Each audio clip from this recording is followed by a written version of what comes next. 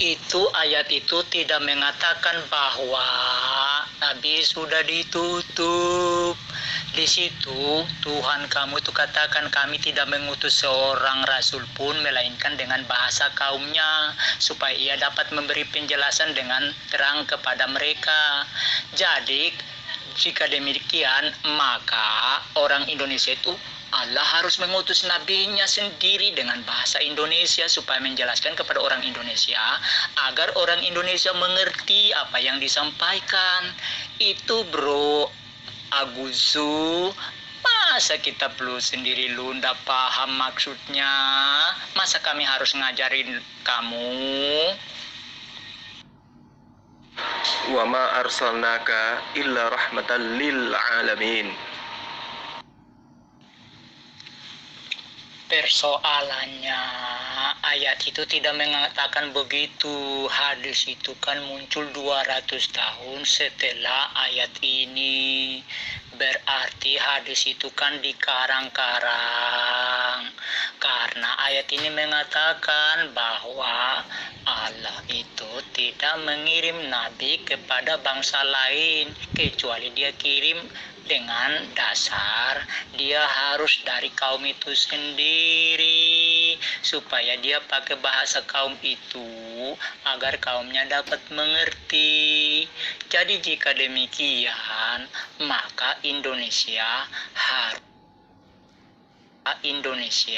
harus punya nabi sendiri dari orang Indonesia supaya dia bisa pakai bahasa Indonesia sehingga kita dapat mengerti maksudnya. Dia ndak pakai bahasa lain, ayat itu jelas. Ini kan logikanya begitu bro Agusu. Wa ma arsalnaka illa rahmatan lil alamin. Dengar itu Bang Sul lagi menyanyi itu, lagi mengaji itu, rahmatan lil alamin ya, mengayomi semua elemen baik bangsa-bangsa alam ya. Baik kalian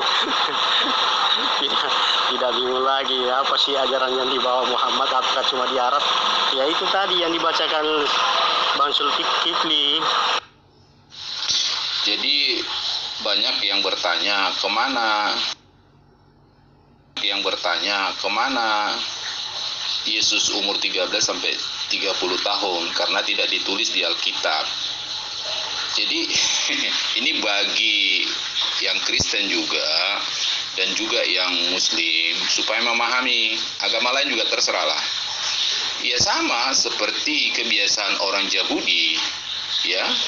Mulai dari anak-anak mereka sudah sekolah ya, makanya usia Yesus sampai umur 12 itu kan bisa berdialog dengan para imam-imam Yahudi di bait suci.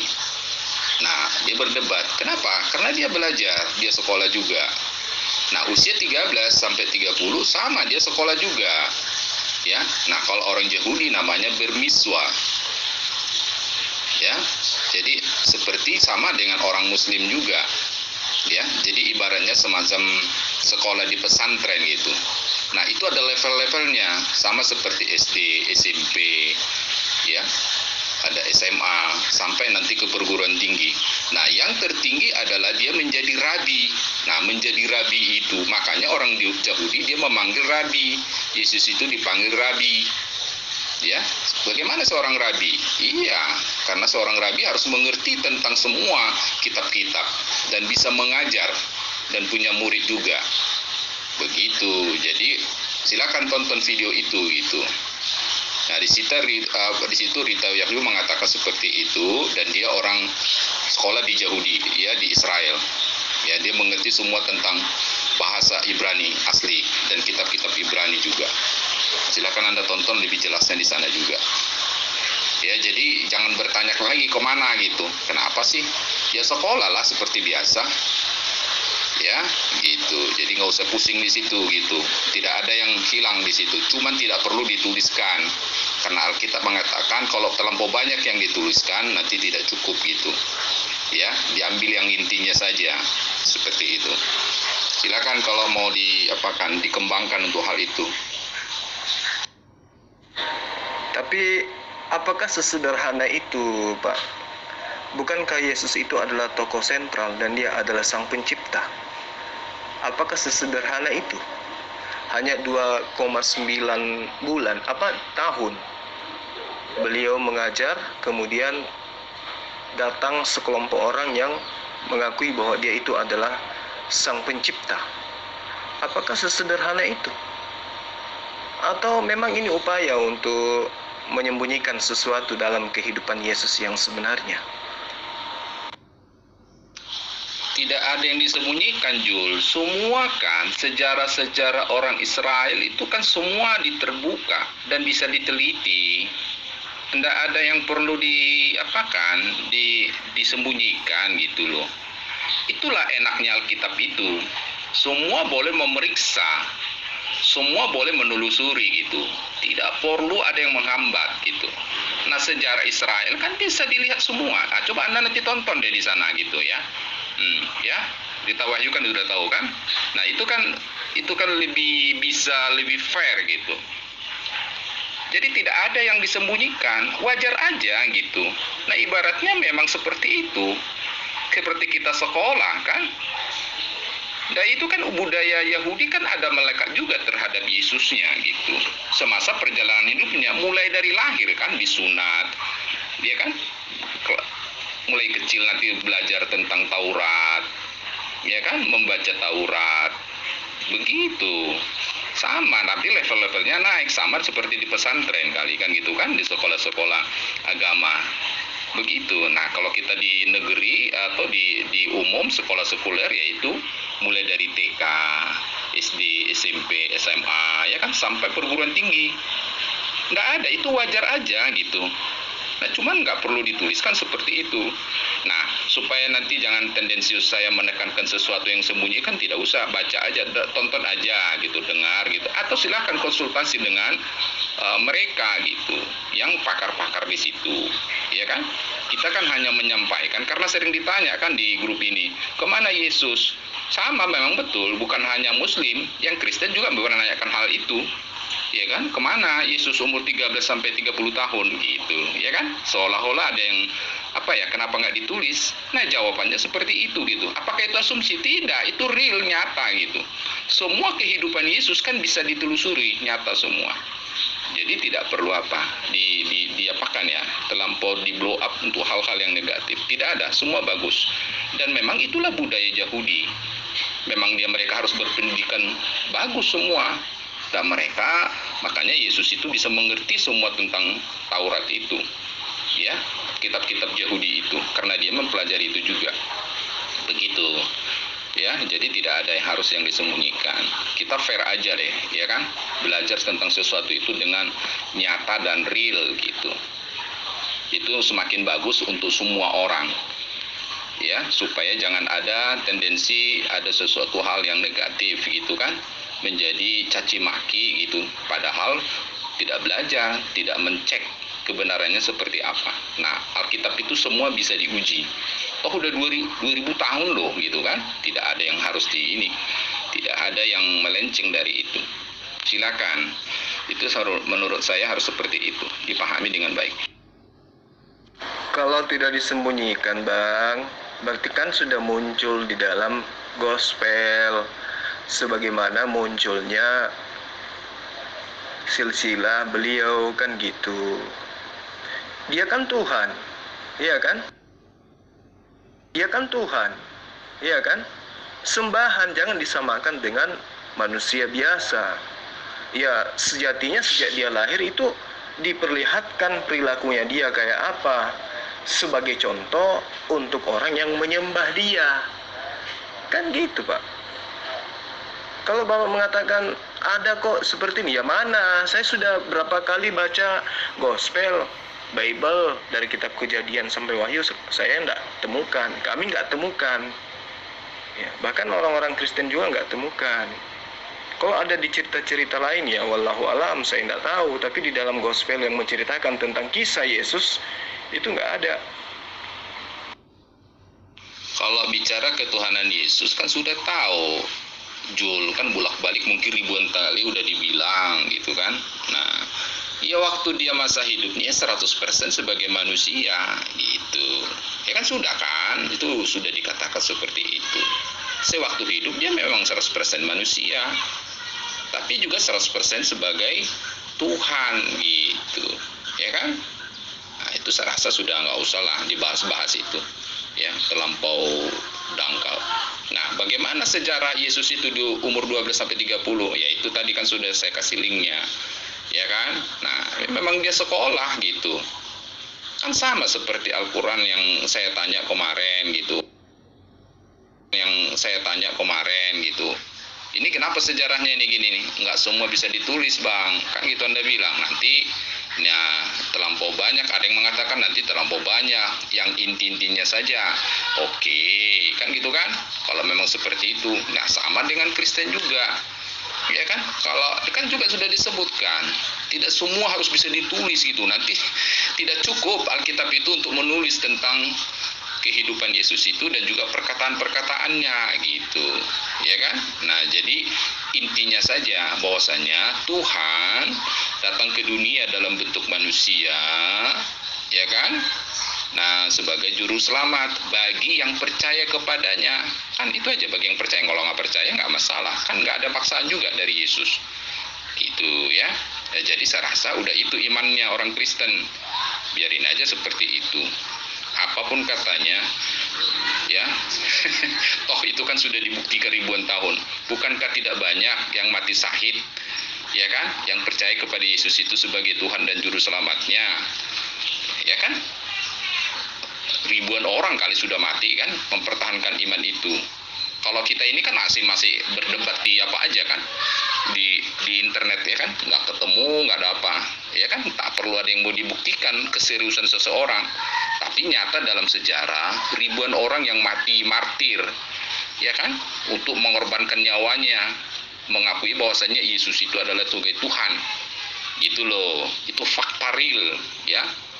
11 rasulnya, ya kan, 10 itu mati semua, ya kan. Hanya satu aja, hanya saja yang mati tua, di usia tua. Yang lainnya itu, apalagi ya banyak pengikut-pengikutnya itu lagi di luar rasul-rasul itu kan ada. Ya, baik yang dibunuh orang-orang Romawi atau yang lain-lain. Banyaklah di negara lain juga banyak seperti itu. Saya pikir itu kan sudah membuktikan bahwasannya keyakinan orang ya terhadap Kristen itu, Yesus itu sebagai Tuhan dan Juru Selamatnya sudah terbukti real gitu. Dengan banyaknya orang yang mati martir. Gitu loh, Jul. Oke, terima kasih atas jawaban Bapak. Nah, sekarang saya mau tanya, Pak. Sesuai dengan pernyataan Bapak tadi, bahwa Yesus itu 100% manusia dan 100% Tuhan.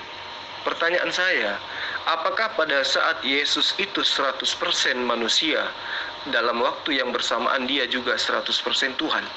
Atau Allah atau Sang Pencipta atau Bapa itu sendiri? Itu gimana? Saya off dulu ya, saya lagi ada urusan ya, ada apa, sudah maghrib ini ya. Nanti kita lanjut lagi kapan-kapan. Assalamualaikum warahmatullahi wabarakatuh. Salam sejahtera untuk semua teman-teman, baik Muslim maupun Kristen yang ada di grup ini. Kamu saksikan yang tidak pernah kamu lihat. Bisa nggak begitu? Kamu menyaksikan hal-hal yang tidak pernah kamu lihat. Itu bohong atau bukan? Berani kamu menyaksikan hal-hal yang tidak pernah kamu lihat. Bagaimana itu? Tuan Lamsenio Baho yang saya hormati, Tuan, makna syahadat itu tidak hanya bersaksi. Itu yang perlu Tuan pahami.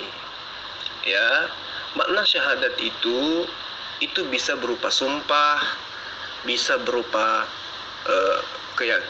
meyakini, bisa mengakui, bisa juga melihat, bisa juga bermakna wafat atau meninggal di jalan Allah. Itu syahadat.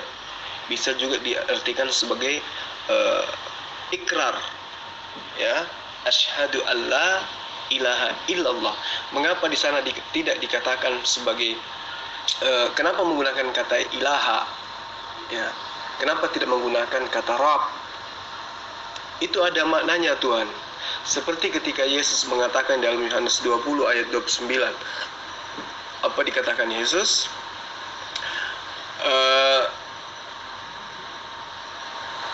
Karena engkau telah melihat aku, maka engkau percaya. Itu ya, mudah-mudahan saya tidak keliru, Tuan Lamsen. Tetapi berbahagialah mereka yang tidak melihat, namun percaya. Nah, itulah persaksian. Jadi tidak mesti melihat, tapi percaya. Itu syahadat. Tapi percaya. Itu syahadat, Tuan, agar dipahami. Jadi syahadat di dalam Islam itu tidak hanya bermakna bersaksi, dalam arti kata melihat dengan kasat mata, tetapi meyakini, ya, mengakui bahwa apa yang diyakini itu adalah mutlak benar adanya, sepenuh hati. Jadi seakan-akan yang disaksikan itu saking yakinnya, seakan-akan dia melihat. Itu, bayangkan itu. Jadi kalau Anda susah untuk memahami ini, silakan Anda lihat apa perkataan Yesus dalam Yohanes 20 ayat 29. Kamu melihat aku maka engkau percaya, tetapi berbahagialah mereka yang tidak melihat tetapi percaya. Paham ya? Jul, bunyinya kan begini. Saya bersaksi bahwa Allah lah Tuhan. Saya bersaksi bahwa Muhammad adalah Nabi. Nah, kok berani-beraninya kamu bersaksi nggak pernah melihat Muhammad diangkat jadi Nabi? Dari mana jalannya? Saya tidak tahu itu dari teori dari mana kamu ngomong begitu. Saksi itu adalah orang yang melihat. Saksi yang sah adalah orang yang melihat di tempat kejadian. Bagaimana kamu nih, Jul? Jul, itu kata-katamu. Tapi kalau ditanya, aku bersaksi. Bukan saya meyakini, aku bersaksi.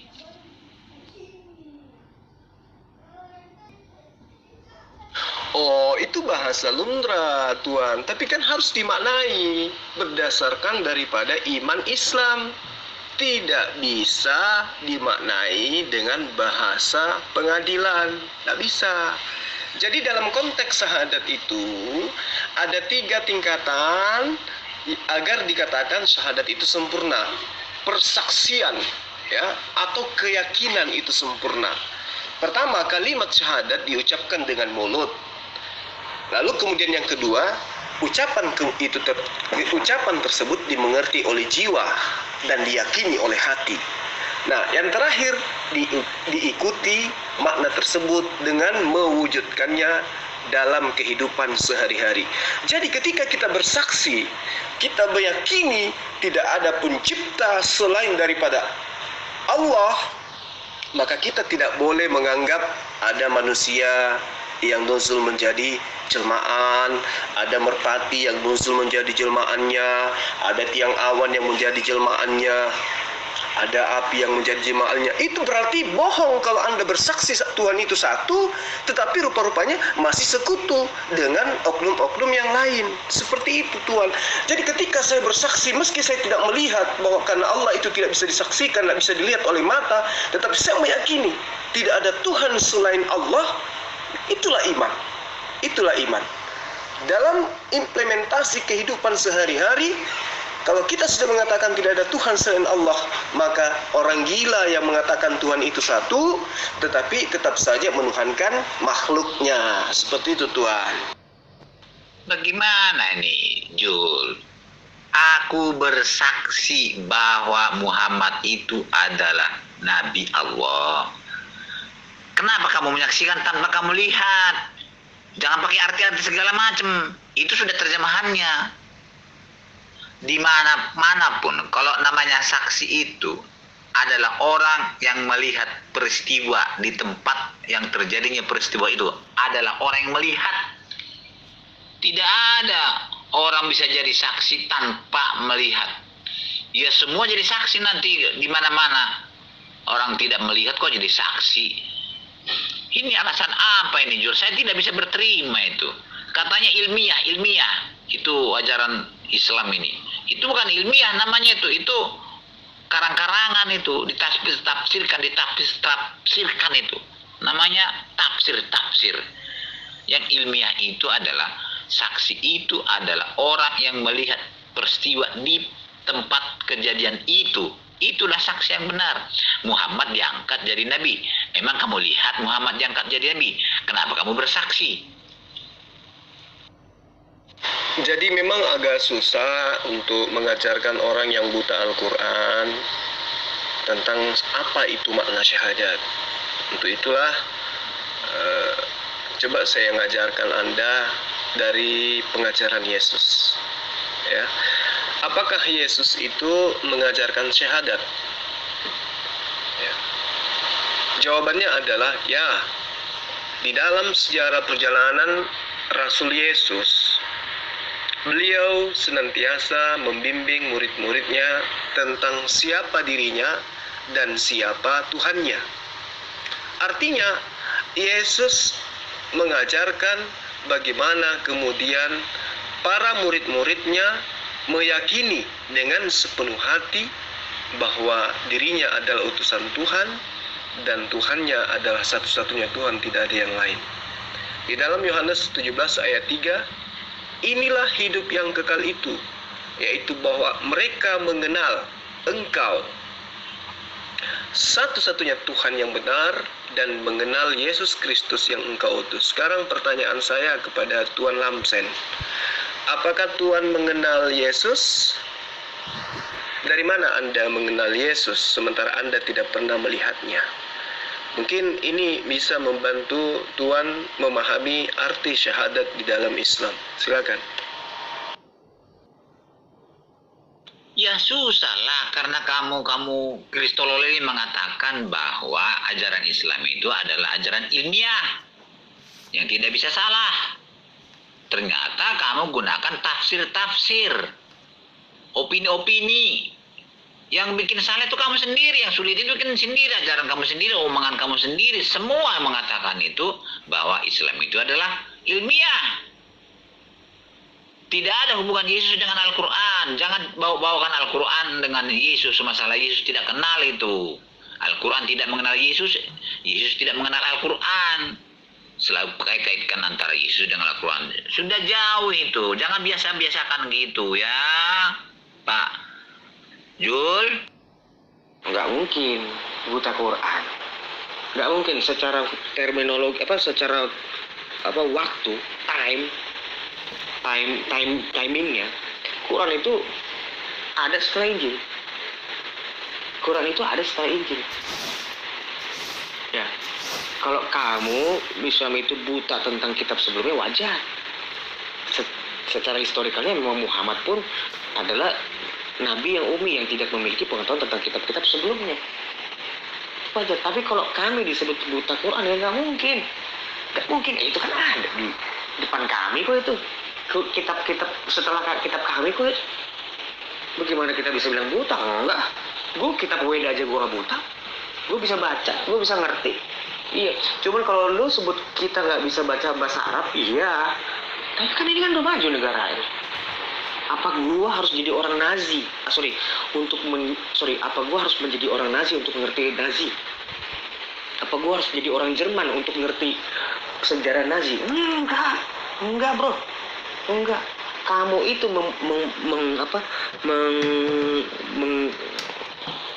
memenjarakan diri itu, membatasi diri untuk nggak mau diserang, nggak mau dikritisin kitabnya. Cuman itu doang penyakit lo, Zul. Kelemahan lo itu kelemahan lo. Bukan cuma itulah kelemahan utama lo. Iya lo, gue liatin kok debat lo sama Rudi Yohanes, kamu bisa baca ini enggak? Coba kita mulai dari huruf hijaiyah. Emang lo mau ngaji? Kan kita lagi debat. Itu ya, emang lu kitab Injil pernah lu membahasnya dari segi sudut original teks? Nol, nggak pernah lo, Zul. Kayak gitu. Jangan lo ngomong butaan. Enggak, jangan gue lebih tahu dari lo, jangan. Iya, jangan salah lo, Zul. Ya, tentang kitab Injil jelas kalian itu nggak ada hak. Kenapa? Nabimu umi, tidak ada pengetahuan tentang kitab itu sebelumnya. Jadi kamu udah pasti lebih umi. Pasti nggak ada lebih pengetahuannya daripada Muhammad, pasti. karena Muhammad itu junjunganmu. Ya, oke. Tuan Lamsen yang saya hormati, jadi ketika kita berbicara mengenai iman, Tuan, itu tidak serta-merta itu berkaitan dengan hal yang ilmiah.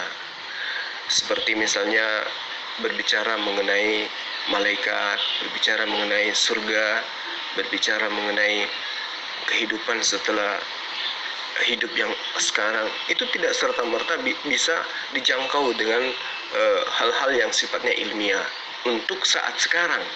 Entah beberapa tahun kemudian, apakah hal-hal yang masih belum ditemukan, belum terkuak di dalam Al-Quran itu akan terungkap dengan sendirinya, layaknya sebagaimana yang ada sekarang. Ajaran Al-Quran 1400 tahun yang lalu ketika dibacakan pada orang-orang yang jahiliyah, mereka tertawa, tidak mungkin ada hal seperti ini akan terjadi. Dan Alhamdulillah sekarang sedikit demi sedikit terkuak apa yang tertuang dalam Al-Quran. Seperti itu, Tuan. Nah, kembali kepada syahadat.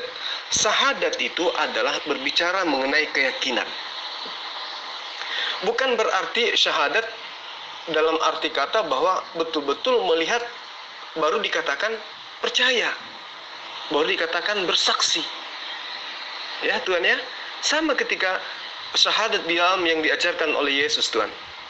Hidup kekal itu adalah engkau mengenal satu-satunya Tuhan yang benar adalah Dia yang ada di surga. Pertanyaan saya, kalau orang Kristen, kalau Tuan Lamsen Naibaho mengatakan bahwa kebenaran itu mutlak harus sesuai dengan apa yang diikrarkan, yaitu bisa dilihat, bisa disaksikan dengan penglihatan secara kasat mata. Nah, bagaimana dengan dalil Yohanes 17 ayat 3 ini? Hidup kekal itu adalah mereka mengenal engkau satu-satunya Tuhan yang benar. Nah, Tuan Lamsen apa pernah melihat Tuhan yang benar itu seperti apa? Sehingga Tuan mengatakan, sehingga Tuan boleh dikategorikan mengenal. Bagaimana Anda bisa mengenal Tuhan yang benar itu sementara Anda tidak melihatnya? Apakah Tuhan bisa menjawab ini? Atau Anda ingin mengatakan bahwa bagaimana mungkin saya mengenal Tuhan sementara saya tidak melihatnya? Berarti gugur. Artinya Anda tidak akan memperoleh hidup yang kekal karena Anda tidak melihat Tuhan, tapi Anda mengatakan mengenal. Bagaimana mungkin Anda mengenal Tuhan sementara Anda tidak bisa melihatnya? Nah, sama pertanyaan saya. Jadi yang dimaksud persaksian itu, Tuan, adalah meyakini sepenuh hati. Tidak ada keraguan. Meski tidak dilihat oleh mata, tetapi diyakini oleh hati bahwa satu-satunya Tuhan yang benar itu adalah Allah. Dan diyakini dengan sepenuh hati bahwa Muhammad SAW itu adalah utusan Allah. Nah, sekarang kembali kepada iman saudara. Syahadat Yesus yang dibuang oleh gereja itu jelas adalah asyhadu alla ilaha illallah wa asyhadu anna Isa Rasulullah. Itu jelas. Di dalam Yohanes 17 ayat 3 dikatakan seperti itu. Engkau mengenal satu-satunya Tuhan yang benar adalah Allah, adalah Dia yang ada di langit. Bagaimana Anda mengenal Allah yang ada di langit sementara Anda tidak pernah melihatnya? Apakah Anda bisa menjawabnya, Tuan Lamsen Naibaho? Yesus yang mana? Yesus itu cuma ada di kitab kami. Yesua itu cuma ada di kitab kami. Di kitab kamu nggak ada. Di kitab kamu nggak ada itu. Ya. Adanya Isa. Ya, tiba-tiba di situ berbahasa Arab 2. Silsilahnya nggak jelas 3. Semuanya nggak jelas di situ. Semuanya diambil kisah-kisahnya pun, di kisah Isa di dalam kitab Quran pun itu diambil dari Injil Apokrif. Banyak sekali itu. Banyak sekali. Itu bukan Yesus, bukan. Itu Yesus yang diserupakan, ya. Isa adalah Yesus yang diserupakan, ya. Tapi kalau kamu menyamakan Isamu dengan Yesus kami, nol. Nggak, jelas berbeda, sangat berbeda. Makanya gue bilang, Yesus yang mana? Kamu ngomong Yesus yang mana? Yesus apa? Yesus itu cuma ada di kitab kami, kitab saya, yang ditulis oleh murid-muridnya. penulis-penulis yang hidup sejaman. Itu yang paling itu yang paling sahih. Bukan kitabmu. Kitabmu nggak sahih untuk menjelaskan siapa itu Yesus. Nol. Nggak ada kesahihannya. Termaksud kisah-kisah di dalamnya nggak ada pertanggungjawabannya. Sama sekali nggak ada pertanggungjawabannya. Makanya kamu kalau ngomong Yesus yang mana? Jawab. Oke lah, ternyata Muhammad dan Jul juga tidak berlanjut lagi. Saya juga off juga malam hari ini. Terima kasih. Sampai jumpa di lain kesempatan. Ya sudah, kalau kau bisa buktikan bahwa kamu tidak buta Al-Quran, ya silakan. Kamu punya ilmu apa tentang Al-Quran? Jawab ini aja dulu. Karena Al-Quran itu adalah kalamullah yang didasari dengan kaidah-kaidah ilmu yang tidak bisa dilepaskan satu sama lain. Nah, pertanyaan saya, kamu punya ilmu apa dalam memahami Al-Quran? Satu aja. Saya yakin dia pasti pusing, Bang. Mau jawab apa, Bang? Ya, salah satunya ilmu yang saya pelajari tentang sejarah kitab Quran itu ya berantakan, Jul. Ya. Kenapa Utsman itu membakar mushaf-mushaf pada zamannya Utsman bin Affan? Kenapa? Coba itu dulu jawab. Ya. Saya nggak nanya itu. Yang saya tanya itu adalah pendekatan disiplin ilmu apa yang kamu gunakan sehingga kamu mengatakan kamu tidak buta Al-Quran. Itu dulu. Kalau mengenai pembakaran salinan-salinan Al-Quran itu udah sering, udah ratusan tahun kali itu. Udah ratusan tahun itu dibahas. Kalian aja yang tidak ada ilmu untuk memahami apa yang dipaparkan oleh umat Islam. Saya sudah bosan mengatakan itu, mengajarkan itu kepada kalian. Sekarang saya ingin tahu, kamu katakan dirimu tidak buta Al-Quran. Nah, kamu punya disiplin ilmu apa sehingga kamu berani mengatakan kamu tidak buta Al-Quran? Silakan. Historis. Itu jawaban gue. Iya, historis yang kayak mana yang kamu pelajari?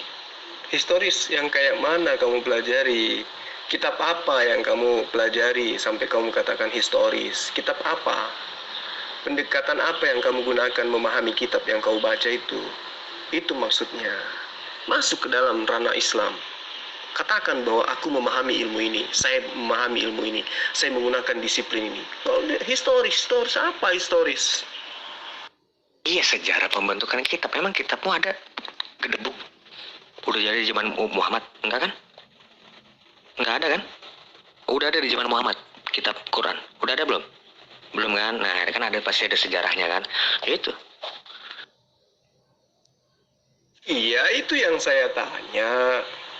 Kamu mengkaji sejarah Islam itu dengan menggunakan metodologi pendidikan apa? Kamu punya disiplin ilmu apa gitu loh. Contoh nih, saya belajar tentang sejarah tarikh Islam. Yang saya punya itu adalah, yang saya pelajari itu berdasar daripada misalnya saya mengkaji kitab Safinatun Najah atau Bulughul Maram, ya, atau Riyadhus Shalihin.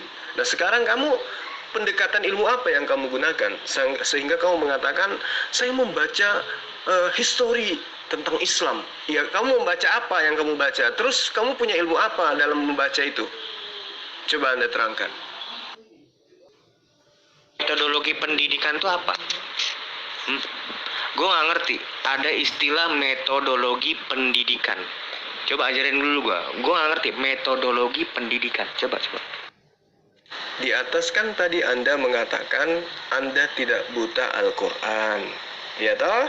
Jadi saya tanya, kalau Anda tidak buta Al-Quran, berarti kan Anda paham Al-Quran. Nah, Anda menggunakan disiplin ilmu apa sehingga Anda itu bisa mengaku Anda tidak buta Quran? Kan gitu. Nah, lalu kemudian Anda berpanjang lebar, katanya mengkaji Al-Quran lewat histori, ya toh? Membaca sejarah-sejarah, iya kan? Nah, saya kasih contoh. Yang dikatakan memahami Al-Quran itu adalah orang yang belajar tentang metodologi ilmu pendidikan. Misalnya, pembelajaran tentang kitab-kitab yang membahas tentang tarik Islam. Iya toh? Nah, seperti itu. Lalu kemudian kamu bertanya, apa sih yang dimaksud dengan metodologi pendidikan itu? Masa sih orang yang mengaku punya ilmu sarjana hukum lagi metodologi pendidikan nggak tahu? Aduh, gimana itu? Celaka itu namanya. Jadi gini, metodologi pendidikan itu adalah sebuah sistem atau sebuah cara atau sebuah metode yang digunakan dalam upaya proses pembelajaran, baik itu yang belajar maupun yang diajari. Paham? Nah, makanya saya tanya, kau punya ilmu pendidikan, ya? Apakah kau mengajar atau kau diajari yang kamu punya sehingga kamu mengatakan kamu tidak buta Quran? Metodologi pendidikan apa yang pernah kamu kaji? Kamu kaji, kamu kuasai, kemudian kamu gunakan untuk memahami Al-Quran. Itu maksudnya. Ya iya, sekarang kalau lu bisa bilang gue buta Quran, gue tahu kok sejarah pembentukan kitab Quran itu seperti apa dan banyak errornya di situ. Gue tahu.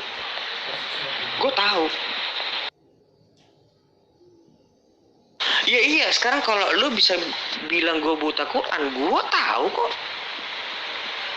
sejarah pembentukan kitab Quran itu seperti apa dan banyak errornya di situ. Gue tahu. Gue tahu siapa orang-orangnya yang menulis Quran itu seperti apa. Gue tahu. Tapi kalian kan nggak jelas tentang masalah siapa yang menulis kitab Injil menurut iman kalian pun kan nggak tahu kan.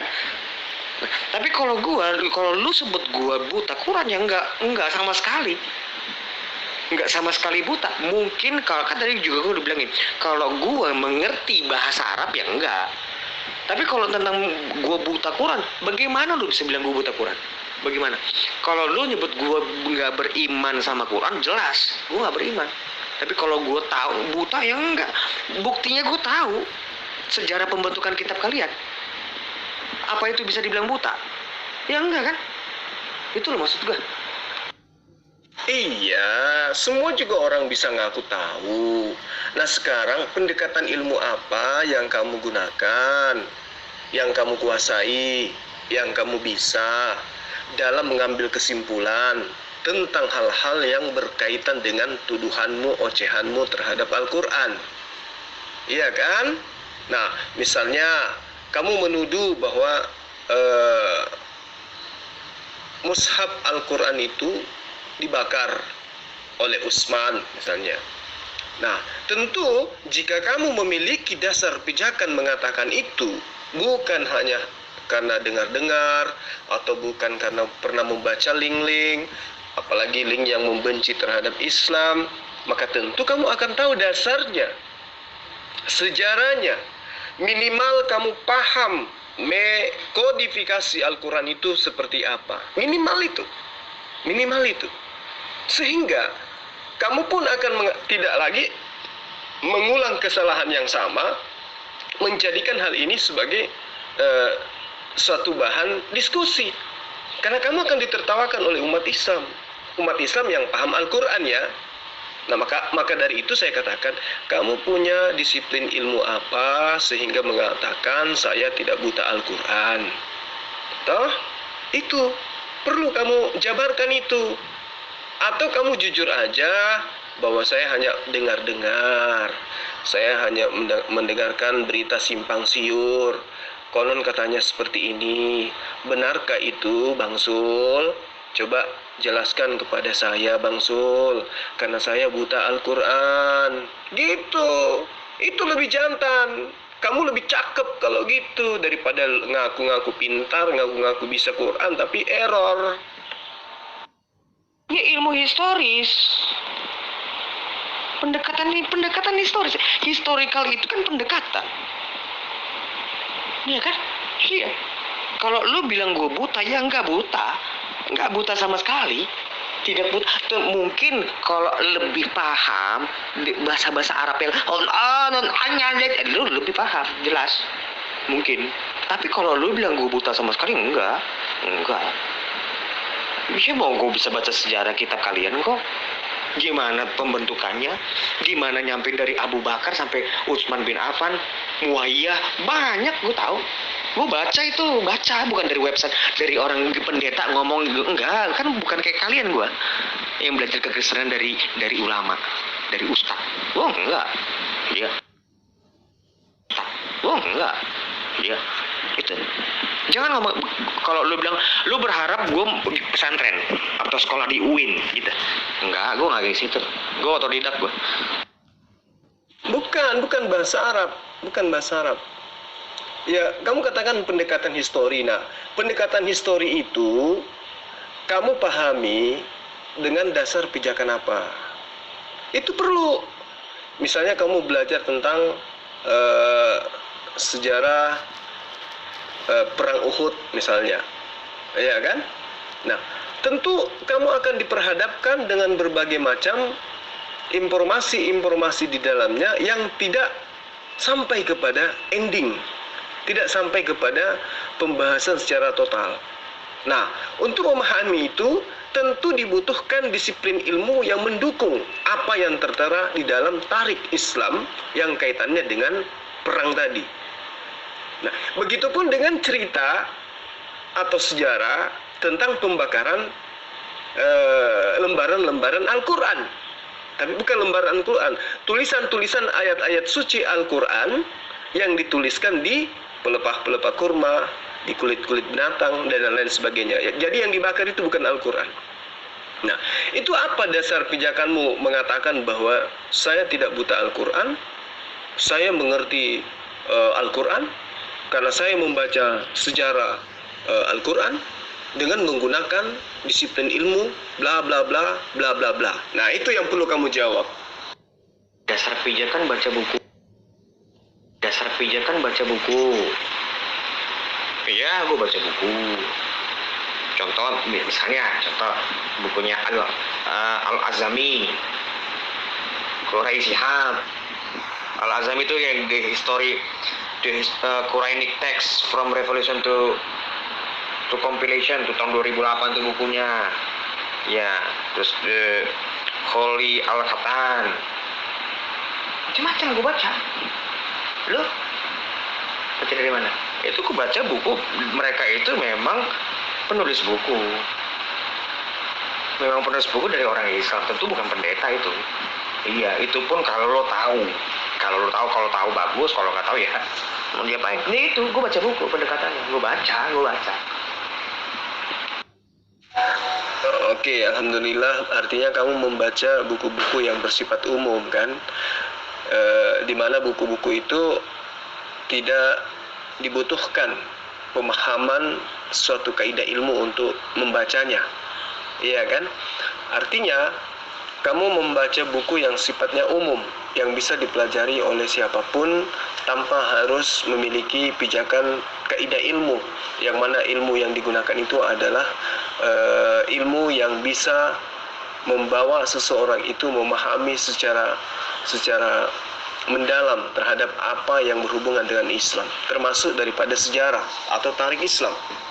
Nah, itu menandakan bahwa kamu belum memahami Al-Quran, tetapi kamu sedikit membaca tentang sejarah di dalam ajaran agama Islam dengan berdasarkan tulisan-tulisan yang sifatnya umum, tidak membutuhkan kaidah tertentu dalam memahami. Misalnya ilmu adab at-tilawatul Quran, ilmu ijdal, atau ilmu amsal, atau ilmu aqsam, atau nasabut, atau nahwu sarab, atau ilmu wujuh, atau ilmu i'rab, atau ilmu gharib, atau ilmu nasik mansuk, ya, termasuk badai. Artinya kamu tidak memahami Islam itu dengan pendekatan kunci-kunci memahami ilmu Al-Quran atau dasar-dasar pijakan memahami kaidah-kaidah yang tertanam di dalam ajaran Islam. Dengan kata lain bahwa kamu belum bisa dikategorikan sebagai orang yang paham Al-Quran. Itu aja. Jadi belajar lagi. Soalnya gini, gue sering banget nemuin orang-orang muslim di sini numpang apal gitu, numpang apal Quran sama omongan ustadz polemikus yang di debater di YouTube itu. Kami hafal Quran. Ini sungguh dunia akhirat. Gue punya temen gue tuh di lingkungan Islam bro, di Bekasi.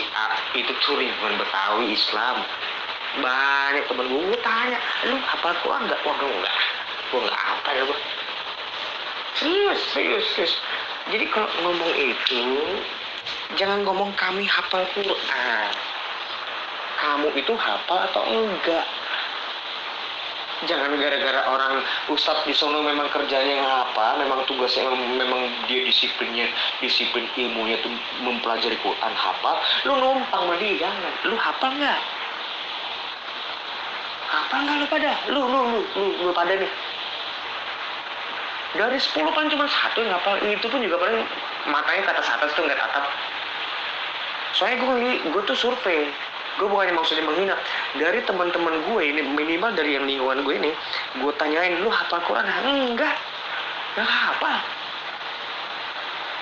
Gue cerita nih, misalnya ngomongin tentang Islam, gue tanyain, gue gak ngerti deh lu ngomong apa. Sungguh dunia akhirat gue penting. Gak bisa aja mubahalah, gak boleh aja gue bermubahalah sama bersumpah. Sungguh dunia akhirat nih omongan gue bertanggung jawabin.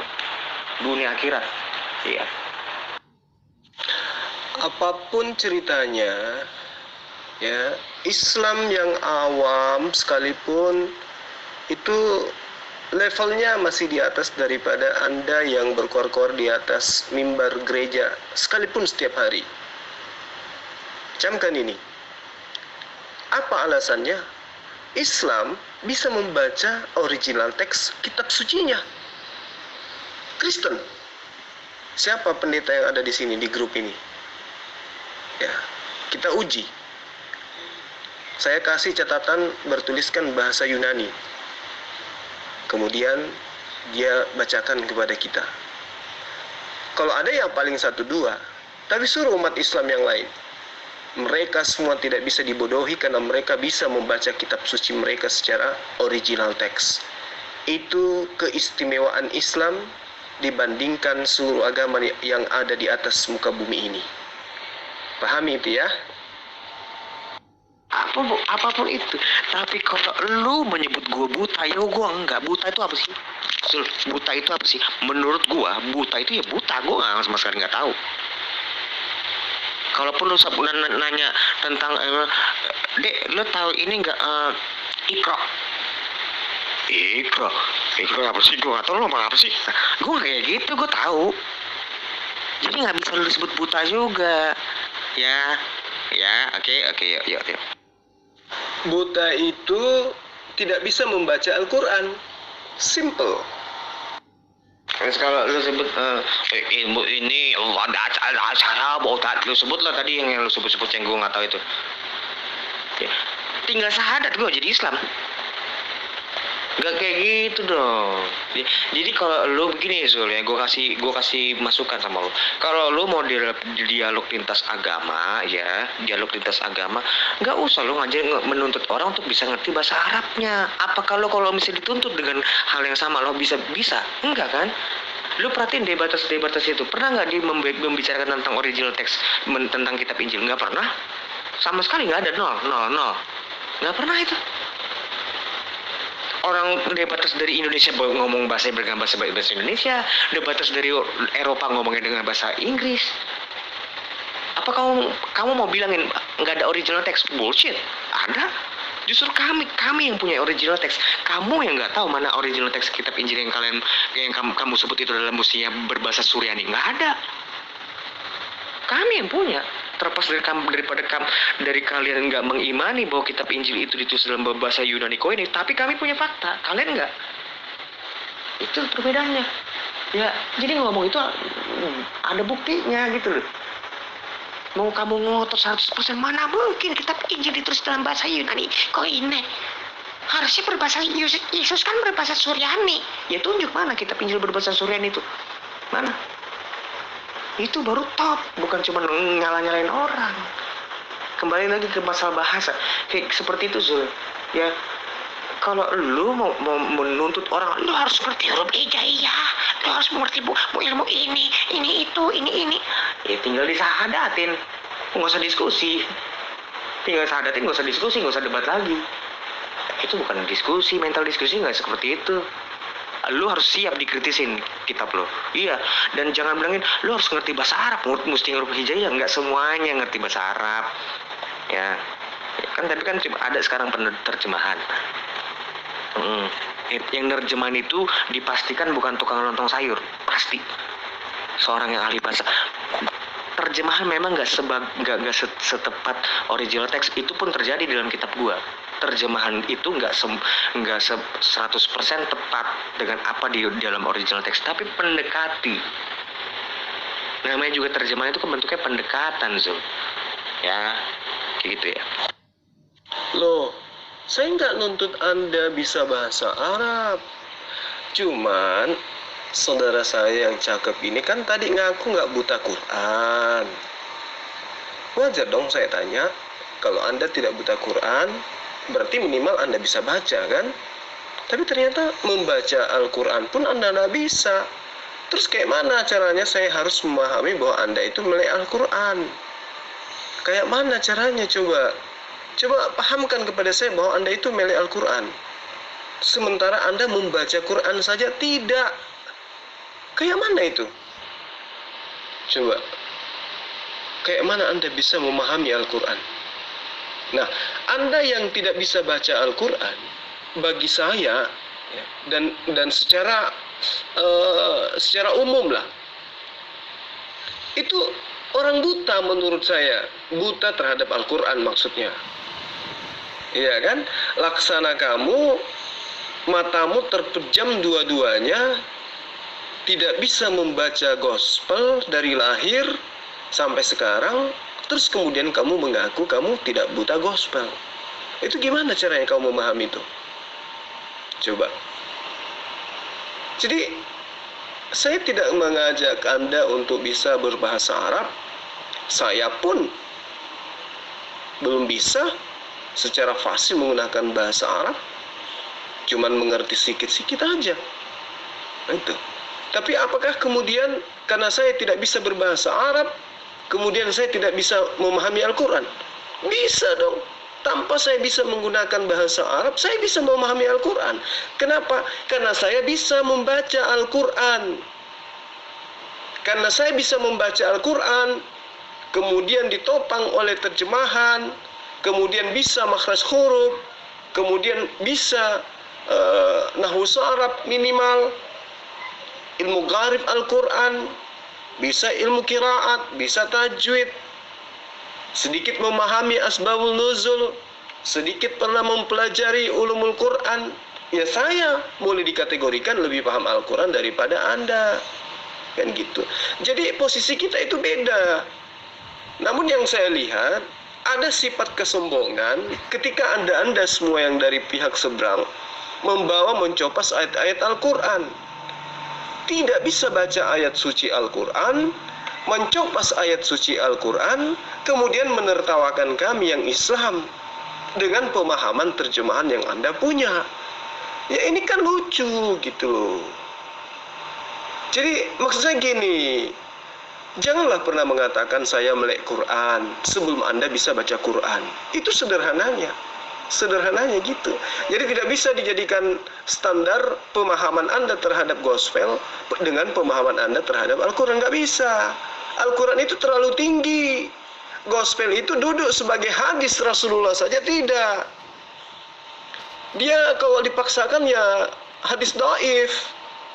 Jangankan hadis sahih, hadis dhaif saja susah untuk didudukkan di situ.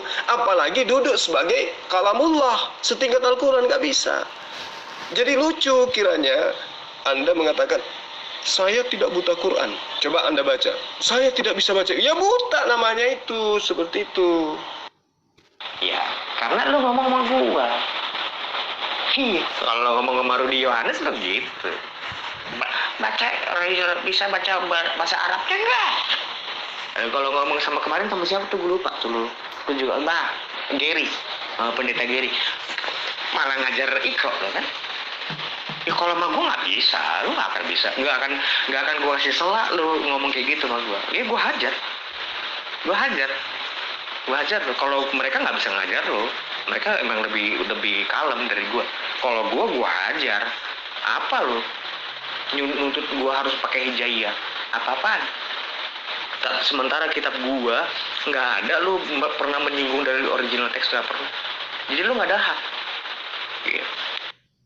Ya intinya di situ memang. Kan kemarin sama Rudi Yohanes saya katakan Anda tidak bisa Al-Quran. Anda hanya bisa terjemahan. Itu kan ributnya kemarin kan di situ. Sehingga dia katakan, oh memang terjemahan itu bukan Al-Quran ya? Ya bukanlah. Oh, jadi salah dong. Departemen siapa bilang salah? Yang salah itu adalah mereka yang mengkritisi Al-Quran menggunakan terjemahan. Itu yang saya bilang. Tapi dipelintir sama dia. Oh, Zulkifli menuduh Departemen Agama sesat karena telah menerjemahkan Al-Quran. Nah itu, dipelintir dia. Padahal poinnya adalah orang yang tidak bisa membaca Quran berarti buta Al-Quran. Gitu. Kalau terjemahan ya silakan dengan terjemahan. Tapi jangan pernah mengaku Anda bisa Quran. Kalau hanya modal terjemahan. Yang dikatakan bisa Quran itu minimal bisa qiraat, bisa baca Quran. Itu kuncinya. Jangan pernah ngaku bisa Al-Quran kalau belum bisa baca Quran. Itu poinnya di situ. Kamu akan ditertawakan dunia jika Anda mengatakan saya bisa Al-Quran tapi membaca huruf hijaiyah saja saya tidak bisa. Oh itu nggak bisa, itu namanya. Jadi itu mempermalukan diri sendiri aja namanya. Apa sih Anda tidak bisa Quran? Anda hanya bisa terjemahan. Terjemahan itu justru merefleksikan apa isi Al-Quran itu, meskipun pendekatannya nggak sedetail original teks pasti, tapi itu udah merupakan pendekatan. Ya tentu dalam bahasa Arabnya, Rudi Yohanes orang Batak. Dia ngomong apa kemarin tuh, gue lihat tuh ngomong bahasa Arab aja gue juga ketawa. Iya, memang dia bisa seperti itu. Nggak semua orang di hidayah itu bisa berbahasa Arab. Iya, lo ngomong hijaiyah, ya nggak bisa dong, lama. Bukan diskusi namanya. Kecuali lo berada di lomba membaca Quran. Fine, lo ngomong seperti itu. Ini bukan lomba baca Quran, bro. Ini diskusi lintas agama, fight dengan iman masing-masing. Iya. Gitu ya, kamu emang kalau kamu pakai standarmu diterapkan untuk apa? Kamu menerapkan standar itu untuk ke orang Kristen, kami juga bisa menerapkan itu. Artinya apa? Nggak bisa terjadi diskusi dong. Lo ngomong bahasa Arab, gue ngomong Yoniko ini, mana bisa diskusi? Mana bisa kayak gitu? Iya, itu Menara Babel hancur gara-gara bahasa. Dibuat semua orang berbahasa dengan saling nggak mengerti. Lo diskusi kan itu kan sarana berkomunikasi. Ya masa gue ngomong bahasa Batak, lo ngomong bahasa Makassar, kan nyambung. Kayak gitu, Zul. Ini bukan tentang bahasa Arab, ini tentang Al-Quran. Kamu bisa paham Al-Quran atau hanya bisa paham terjemahan. Itu intinya. Ya kalau hanya terjemahan bilang aja terjemahan. Jangan bilang Al-Quran. Beda. Al-Quran dan terjemahan itu beda. Oh saya paham Al-Quran. Masa sih? Iya. Coba buktikan. Dengan menyebut nama Allah yang... Wah itu bukan Quran, itu terjemahan itu. Seperti itu adik ya. Saya pikir kamu udah lama berteman dengan orang-orang Islam yang ada di grup ini dan sudah paham bahwa Al-Quran dan terjemahan itu tidak sama, kedudukannya tidak sama, meski upaya-upaya yang dilakukan oleh pakar terjemah itu maksimal untuk bisa mengartikan Al-Quran ke dalam bahasa Indonesia, namun itu tidak bisa disetarakan dengan Al-Quran. Seperti itu. Setinggi apapun ya, sedekat apapun terjemahan ke dalam terjemahan Indonesia untuk mendekati kalam Allah dalam Al-Quran, itu tidak akan pernah sama. Sehingga kalau ada orang yang mengaku bisa Quran tapi dia hanya terjemah, Itu apa ya namanya ya? Laksana anak TK yang baca sampul buku kedokteran lalu ngaku bisa operasi jantung. Itu ibaratnya gitu. Jadi kalau misalnya Anda tidak bisa baca Quran tapi hanya bisa memahami terjemahan, ya harus tegas. Saya tidak bisa Al-Quran tapi saya bisa terjemahan. Itu